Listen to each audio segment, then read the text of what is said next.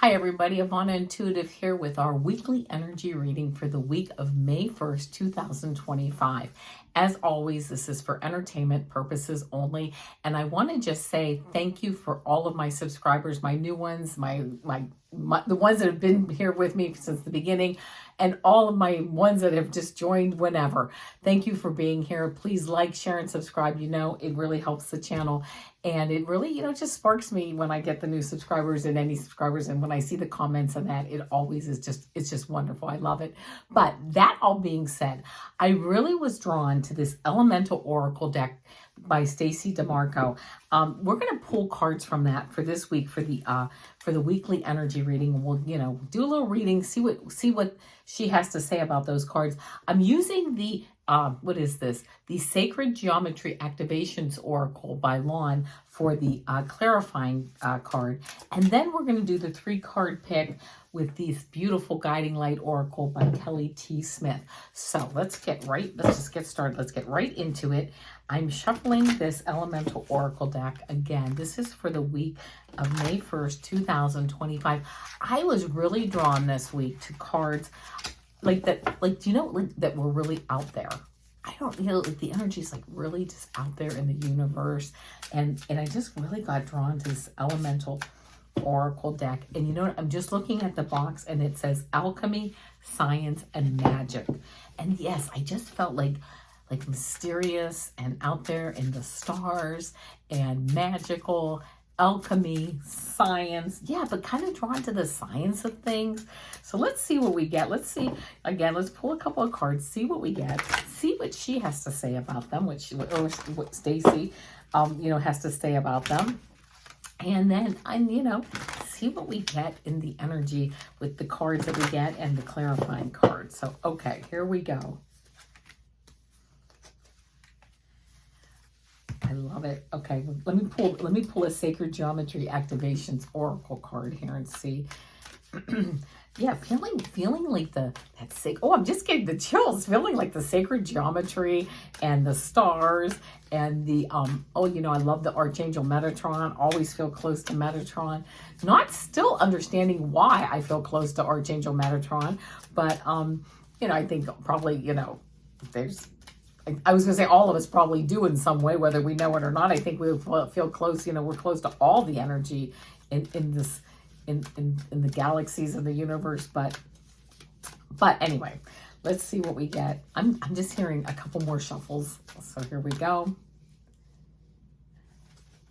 I went to go pull. I looked at the bottom of the deck card and I'm like, that's the card. And I'm like, but let me get the top card.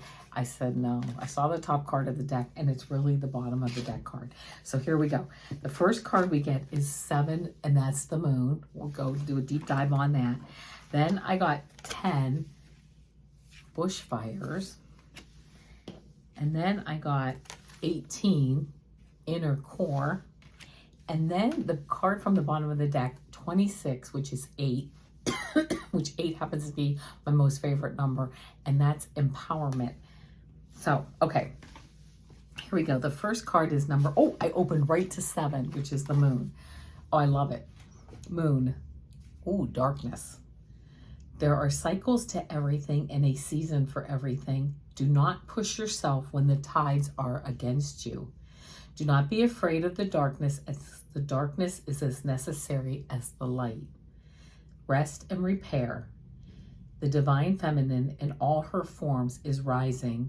The time for introversion, stability, and planning is here.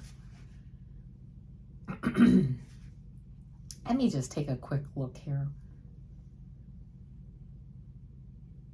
Moon energy is flowful and changeable, just as the moon's gravitational pull influences the great ocean tides. It is also stabilizing. After the Big Bang and the formation of planets such as the Earth, our planet had no moon. It spun wildly, which meant very short days and nights, and it was quite unstable, resulting in extremes of temperature. It is believed that a Mars-sized planet collided with the Earth, the impact of which sent chunks of the planet off into orbit and gradually formed our moon. The moon began to have an effect on the Earth, with its gravitational pull slowing the rapid rotation of the young Earth and giving it greater stability. There were less speed wobbles. Among the many consequences of this, days and nights became longer and more consistent, and distinct seasons were born. These seasons tempered the extremes of the planet, and it became one that eventually harbored life. These facts illustrate how we can be personally affected by the moon and the seasons. By following the moon's cycles and working with them, we can discover a new layer of stability within body, mind, and spirit. I love that. So we have the light and the dark, the moon's phases. Okay, so now we go into bushfires, which is 10. Extreme emotions, once engaged, are hard to put back in the container. Anger is a healthy emotion, yet fury is less necessary. Warlike emotions should be tempered unless survival requires it. Emotional intelligence is required at this time. Bushfires are a regular occurrence within some ecosystems in places such as Australia. Bushfires are often started naturally by lightning strikes and unnaturally by arson or uncontrollable back burning. Bushfires have a high heat output and are greatly affected by wind, fuel load, ambient temperature, humidity, and slope. While fires have always been a part of some ecosystems, in fact integral to them because of things such as fire-triggered germination, we are now entering a time when fire burns so hot and furiously due to climate change factors that the destruction is catastrophic. Sadly, uncontrolled bushfires are becoming the norm in this time of climate change in many countries. These fires are furious, destroying everything, habitat, native wildlife, human life, and property. Some areas have been so intensively burnt, there is a chance they will not recover and easily regenerate. The last decade has seen huge forest and bushfires burn with a never-before-seen intensity that have destroyed huge areas of biome. Fury is a difficult emotion both to feel and have directed at you.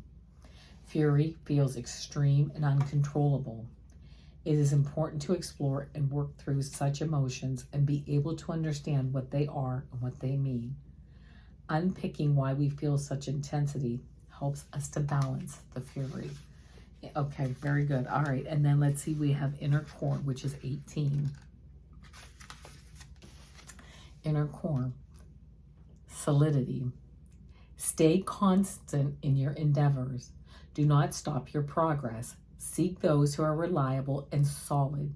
Keep your promises. The greatest power is from the inside out. The center of the earth, the inner core, is a spherical ball of approximately 1,220, kilometers, making it almost 20% of the earth's radius. It is surrounded by the outer core, the mantle, and the crust. The inner core is supposedly made up of an iron-nickel alloy, but there are no samples of the inner core to test it. Almost all direct measurements we have about the physical properties of the inner core are deducted through the seismic waves that pass through it. There is still scientific debate about how the core was formed, but it is believed to have originally been liquid that cooled to form the solid mass. The solidity gives stability to the earth, and while not magnetic itself because of the heat it throws out, it does affect the magnetism of the outer core. We live in a fast-paced world with many distractions. Developing a sense of solidness and reliability is important. We often do not honor the promises we make to ourselves, and yet we honor our promises and commitments to others.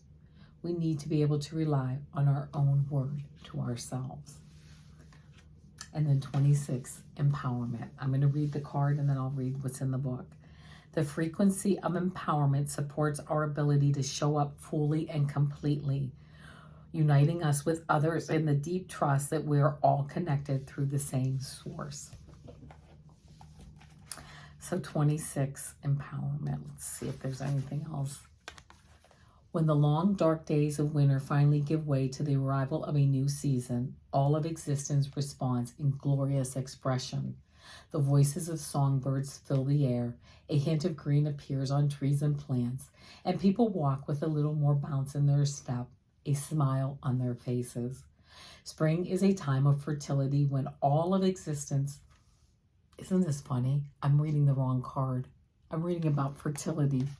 I need to read about it, but I think that's important too, isn't it? Talking about the fertility. But let's change to empowerment. Empowerment refers to the process of enabling or giving power to, and we typically associate power with strength. I'm getting the chills because this reading is I think it's very apropos.